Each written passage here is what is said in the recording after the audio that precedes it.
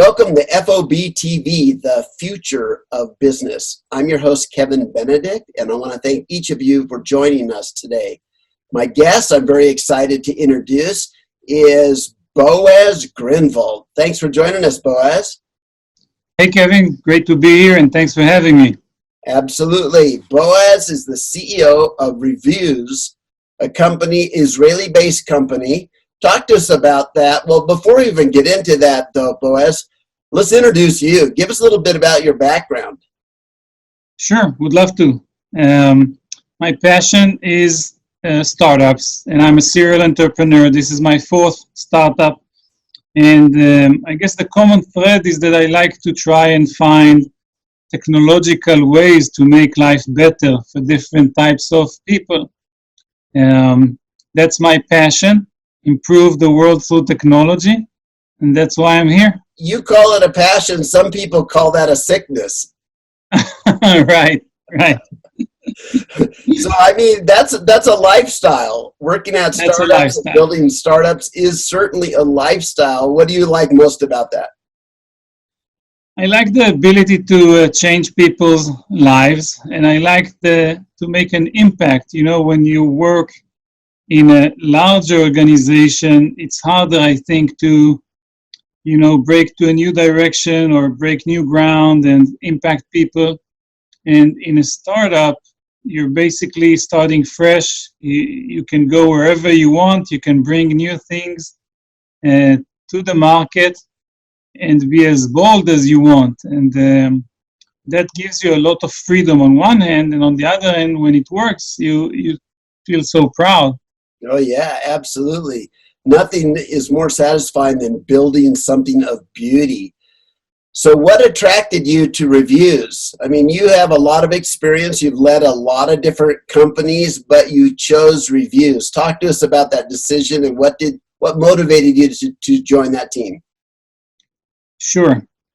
Well, with Revuze, we're doing something very exciting. We're basically bringing automation to one of the last non-automated spaces, which is the understanding of consumers. And when I realized that this is the first automation play in the space, I again saw an exciting opportunity to improve many business decision makers' lives with the ability to tap into insights about what's going on around them with their customers, their products, their competitors, without any mediators and without the need to wait long while for information. And I was thinking that this could really be an accelerator for what we now see also as a growing move into the e-commerce and the D2C space. Oh, yeah, especially since the pandemic has hit the whole world. Right. Physical retail is retreated, and certainly everybody's looking for ways of supplying their needs. Yep. So I saw a big opportunity in basically facilitating that migration with our deep understanding of what customers need and want. So what are you learning? What are your solutions teaching you during these times? So it's pretty exciting. We today service about 100 different industries, and it's amazing to see that pretty much in all of them, customers' needs and wants change dramatically and in ways that you couldn't anticipate. We have some really cool examples in consumer electronics, for example. Headphones used to be a luxury item, but now they're actually, a necessity. You work remotely, you learn remotely, and they just gotta work. And so we see that, first of all, price sensitivity is declining because you just gotta have them. And then we see a stronger demand for that actually deliver extra functionality or productivity around noise cancellation or around improved or enhanced battery life. So that was pretty cool to me on one hand. And, in a completely different example, in the laundry care business, we see a growing trend looking for laundry care that's more efficient for pet care, because you spend more time at home, you're more around your dog and, your other pets, and they create stains, they smell, and you want your home, your office, basically your 24/7 environment to be pleasant. So you're looking for products that can make the work functionality and provide it. Got it. So Boaz, let's laser focus now into what are the specific problems that Revuze looks to solve? Sure. So we solve the challenge of consumer understanding at scale across every role in the organization, in a brand or in a retailer. Today, to understand consumers at depth requires experts, industry analysts, data scientists. We send people to hunt other people. But eventually, with growing demand, with e-commerce booming, with everybody hunting for what customers need and want, there's just not enough analysts and data scientists. And so eventually organizations become sort of cheap around consumer insights. Not everybody in the organization will get them. And if you're like a project manager, a product manager that's working to launch a new product, it doesn't necessarily mean that you have the latest information about this product, about the market, about the competitors, and maybe because of that, you're not really optimizing that product launch as you should have. And Revuze automates that part of the consumer insights generation. We built a very smart technology that can read raw customer opinions from either public sources like online reviews or internal sources like your call center, and basically tell you what customers talk about in the market in a very comprehensive display that encompasses all your products, all your competitors' products, and everybody in marketing, product, in e-commerce, in quality, in customer service can actually just log in, get the insights that they want and need for their specific job without the need to wait in line for those experts or start a project that maybe will provide them with insights 3 to 6 months down the road. Boaz, I've experienced that exact thing where I was in a thought leadership position and writing reports, and I couldn't even though the large company I was employed by had access to analyst reports on the subjects important to me, I didn't. And so, Right. The chain of command to try to request access to stuff we already had somewhere was just enormous. And, finally, you ultimately give up and try to find it easier somewhere else. But the amount of effort and time put into that task was enormous. Right. And now imagine if you want like anything customized, right? You get US data, but you want data just for one region, or you get US data on all products, but now you want to slice just one product category out of it. It means that you either work with inaccurate data, or now you have to wait again the 3 to 6 months until you get something that's more accurate for you. And we make it available 24/7 whenever you want. And with that, we make brands and retailers do better things, do faster things, improve sales, improve customer satisfaction, drive a better experience, drive better products, drive new generation of products, so they can actually win their markets.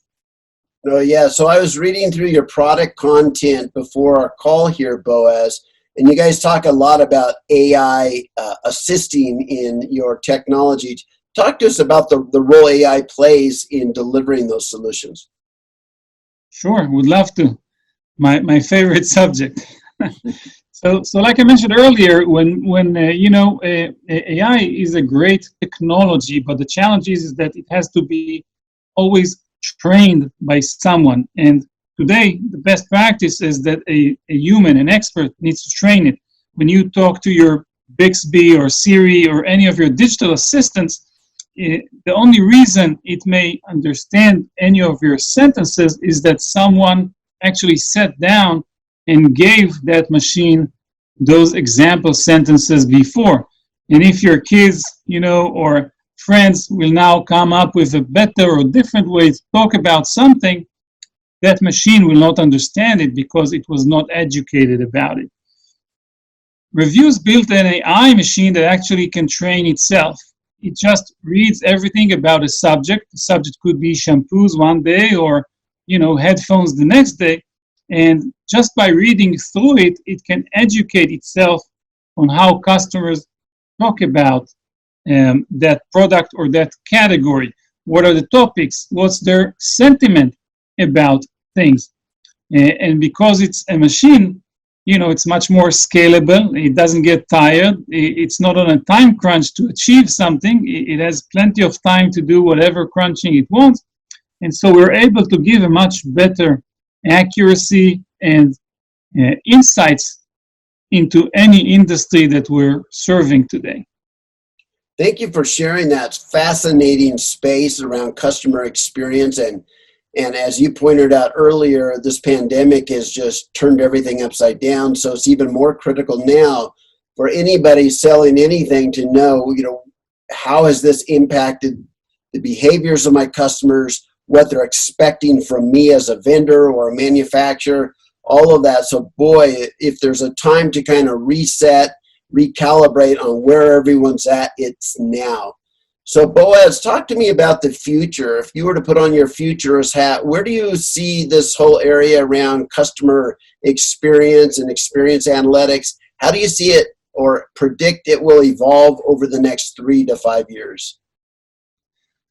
I think that my best bet and the short answer would be around real-time or near real-time analytics. The market is accelerating the pace. Everything is going e-commerce, and in e-commerce, there's no time, right? I can go on a website, I find what I want, I buy it. If I don't find what I want, I'll go to the next one. And it's that simple for me from any device. With that ease of access, brands now and retailers as well really have to constantly stay on top of the buying purchase experience, on the product customer service experience, and fix things quickly, because once I went off their site to buy from another one, that's my new habit, and that may be my new go-to site, and they're lost.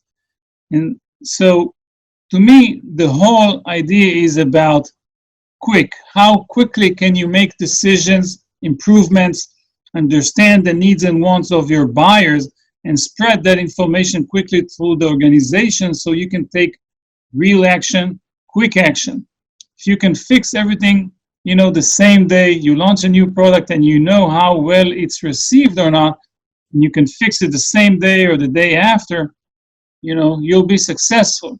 If you need to wait for market research, for surveys, for, focus groups, it's not going to cut it anymore in the D2C and e-commerce era. Boaz, thank you so much for looking down the road and sharing what you see there. I appreciate it. I think we all do. It's very exciting times for AI and for experience analytics. So I'm excited to have met you today. Boaz, thank you so much. Thanks, Kevin. Appreciate it. Appreciate the opportunity.